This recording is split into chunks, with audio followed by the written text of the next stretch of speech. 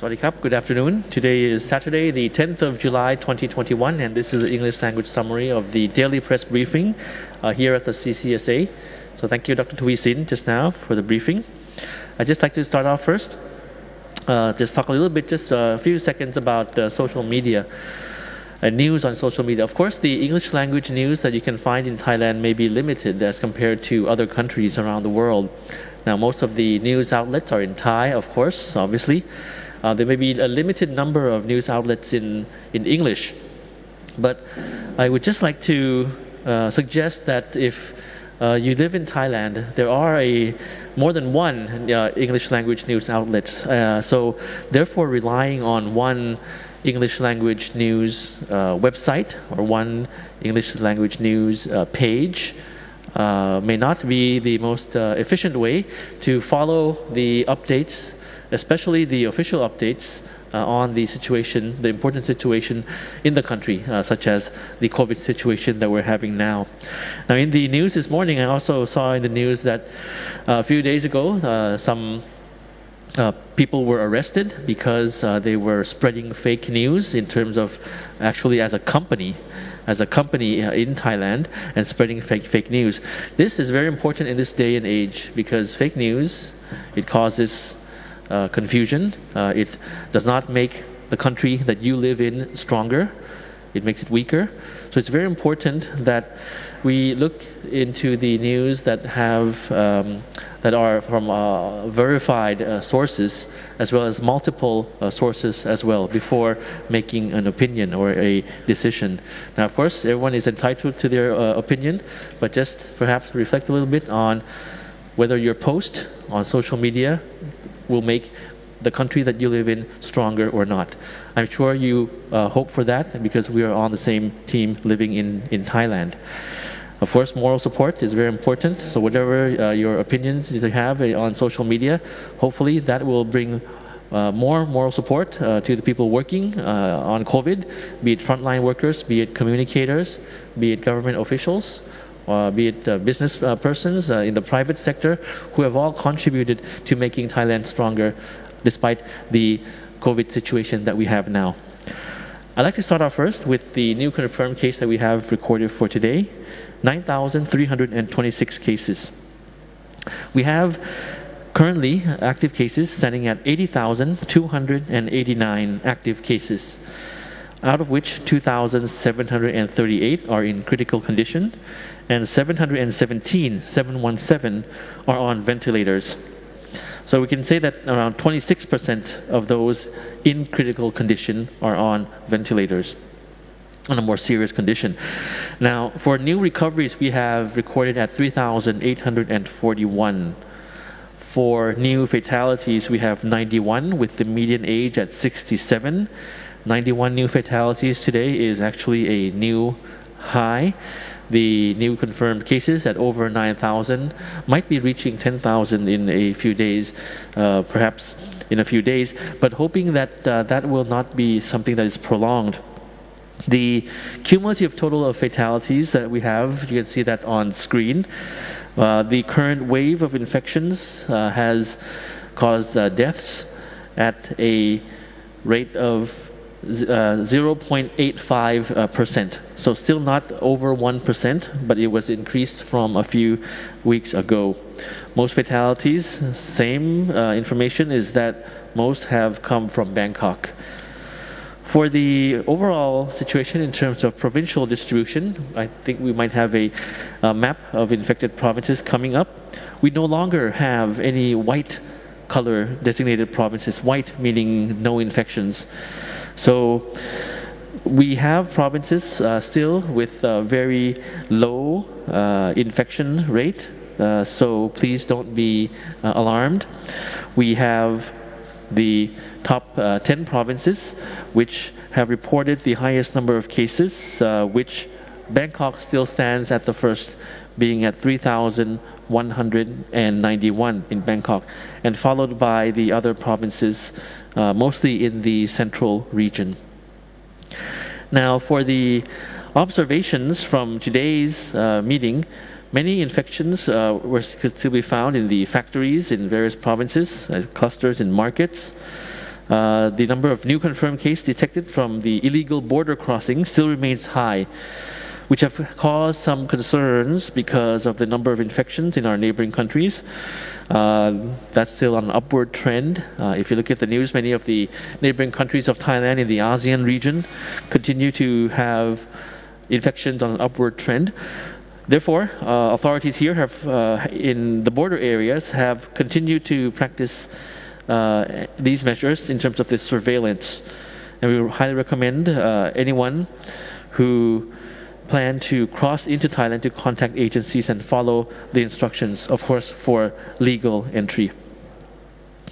The objective of today's briefing mainly is to recap the measures that we announced yesterday. Of course, there's a mountain load of information, a lot of details when we announced it just yesterday. Some were asking about details, but of course, with the limited airtime, we cannot go into details all the time. We'll go into the mode of frequently asked questions at the end of my briefing.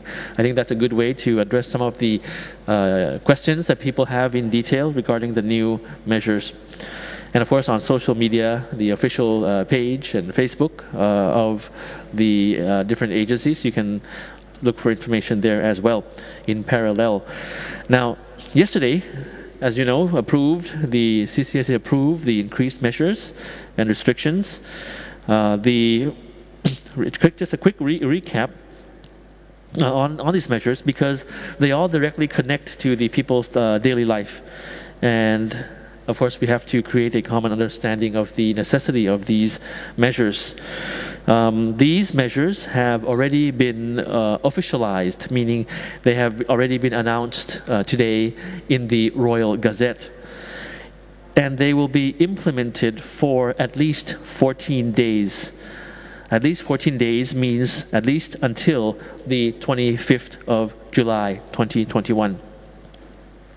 Just to recap on new zoning, the CCSA approved the new color-coded disease control measures. You can see on screen, 10 provinces remain in the dark zone, which could also be called the maximum and strict controlled area. 24 categorized in the red zone or the maximum controlled area. 25 provinces in the orange or the controlled area, and 18 provinces remain in the yellow zone or the surveillance area. Now you can check the new color code categorization, whether which province that you live in Thailand are in which zones. You can look at this in the CCSA's social media accounts and pages. And each provincial authority, of course, will adjust and amend their disease control measures and regulations accordingly to comply with the new color code zonings, and refer, of course, to your provincial authority for any area-specific measures. So regarding the new restrictions, for the 6 provinces in the dark red zone, as you can see, dark red zone has 10 provinces, but for specifically the 6 provinces in this category, namely Bangkok, Nonthaburi, Pathum Thani, Nakhon Pathom, Samut Prakan, and Samut Sakhon.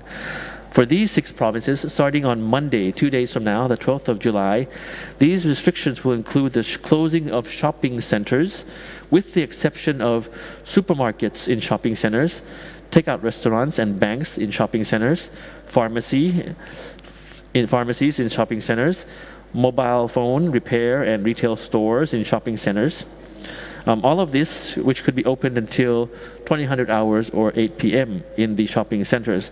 So basically, the shopping centers being closed, meaning the other stores that sell other items such as clothes and the other things. So the exceptions are for like supermarkets and restaurants, drugstores, banks, as mentioned. Meanwhile, vaccination centers inside shopping malls can operate until 8 p.m. Only. We have had the many shopping centers around Bangkok serve as the temporary vaccination sites in the past days and weeks. So aside from shopping malls, this is for the 6 provinces that I mentioned. Aside from that, we talk about now about restaurants. Restaurants, markets, convenience stores in these 6 provinces must be closed at 2000 hours or 8 p.m. and may resume service at 0400 hours or 4 a.m. Public transportation will cease in providing their services from 2100 hours to 0400 hours or 9 p.m. until 4 a.m. In terms of spas, beauty centers, and massage parlors, that will also be closed. In terms of the public parks, closed at 2000 hours or 8 p.m. And all government departments have been requested to work from home at the maximum capacity. And meetings, seminars, and trainings should also be set up online. The government is also ordering the public in the dark red zone, that we're moving to the dark red zone, to avoid making unnecessary trips out of the province, and the public will also be asked to stay home at 2100 to 0400 hours, which we can call the curfew. This curfew is exempt to those with specific occupations or assignments related to health services, transportation, public facilitation, etc., where necessary documentation will have to be presented to authorities or officers when asked for. These provinces will also be prohibiting any gathering larger than 5 people.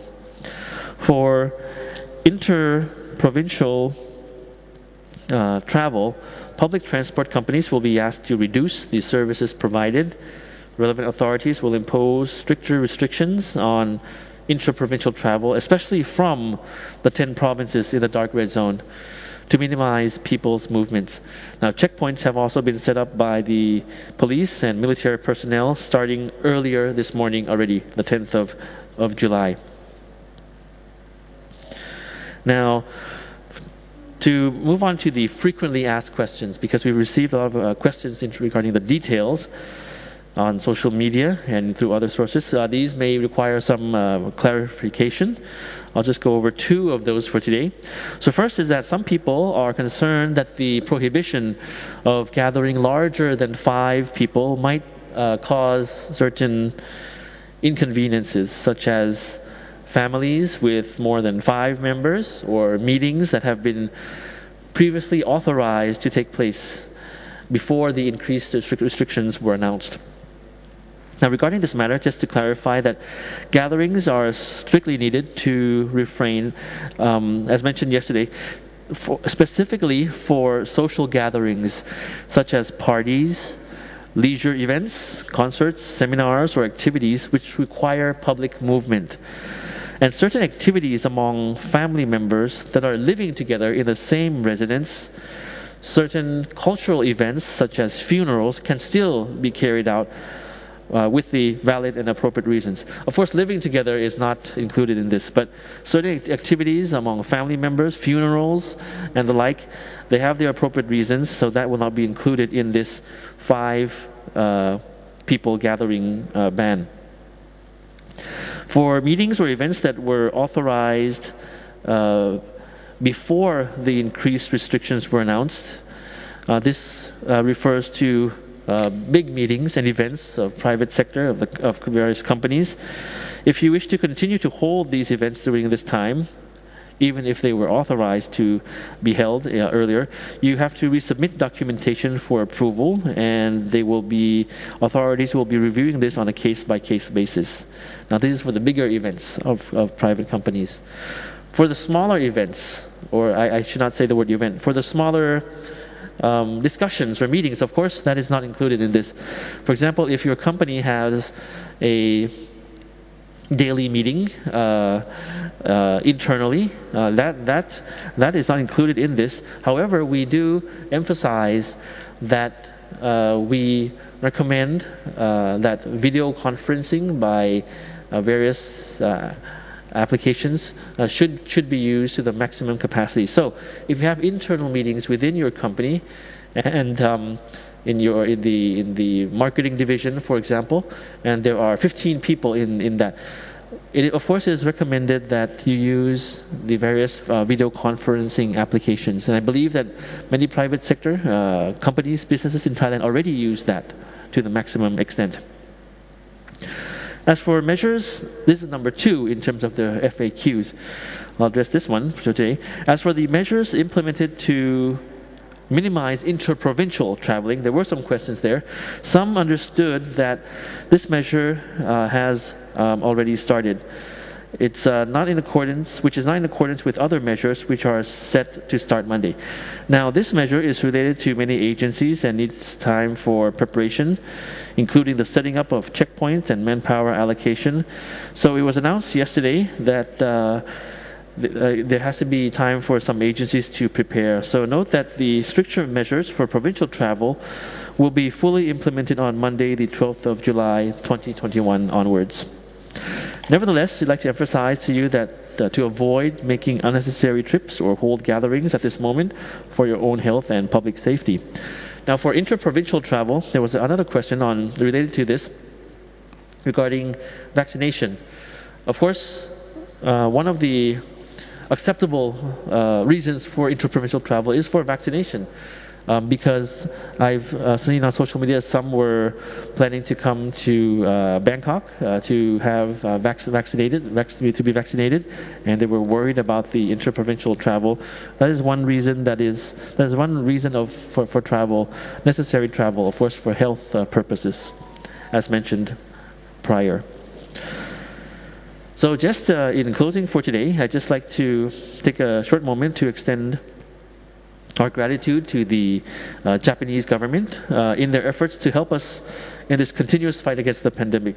So as of yesterday, a total of 1 million doses of AstraZeneca vaccines were packed into 14 containers and boarded the ANA flight to be delivered to Thailand. And this extra batch of vaccines has landed on Thai soil last night and will be allocated to everyone as soon as possible according to our plan. So just can't stress enough about the importance of getting vaccinated, as it does not only prevent severe symptoms, but also it prevents death as well. And of course, we're doing our utmost to provide everyone with the vaccines as quickly as possible. We have to, of course, start with the most vulnerable group, as announced, the strategy that was adjusted. We have to continue with the 60-plus age group, as well as those with underlying diseases. And always remember that we're taking good care of ourselves is the most important thing to do at this moment. While we do that, we're also looking after others as well when we take care of ourselves. So please remain vigilant and please remain cautious. Observe the various measures, the MHTT. Starting today, just on house arrangements. Starting for today, this weekend, we'll have CCSA briefings because of the new measures. But starting next week onwards, we'll have briefings only on Monday, Wednesdays, and Fridays. So we have it today, tomorrow, then Monday, Wednesday, Friday, and after that, only on Monday, Wednesdays, and Fridays, not over the weekend. You won't be seeing us on Tuesdays and Thursdays, but keep in mind that you can find information about all of these measures in the various news outlets, and of course, try to find information which is authentic. Don't believe every information that you read on just one news outlet. You can double check that with the other news outlets and other sources. So don't be surprised if you don't see us on some days next week. But rest assured that we're working for you throughout the week. So thank you very much for your kind attention. I hope you enjoy the rest of Saturday. สวัสดีครับ